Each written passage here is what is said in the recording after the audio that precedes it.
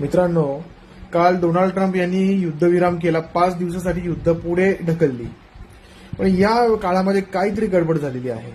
कुछ तो दाल में काला है. एक मोठी इनसाइडर ट्रेडिंग इथे झालेली आहे हे दिसून येते. कारण की जर डाटा पाहिला तर ज्यावेळेस डोनाल्ड ट्रम्प यांनी युद्ध विराम असा किंवा 5 दिवसासाठी युद्ध पुढे ढकललं, त्यावेळेस S&P हे $1.5 बिलियन एवढा मोठा त्याच्यामध्ये फरक पडला, एवढा मोठा सौदा झाला. आणि क्रूड ऑइलचे रेट एकदम खाली आले. क्रूड ऑइल जवळपास मला वाटतंय मी जो डाटा काढलाय त्याच्यानुसार $580 मिलियन एवढी मोठी बिकवाली म्हणजे सेलिंग झालं त्याच्यामध्ये. मग मला एक सांगा, या गोष्टी डोनाल्ड ट्रम्पनी ज्यावेळेस 5 दिवसासाठी युद्ध थांबवलं त्याच्या आधी कुणाला माहिती होत्या?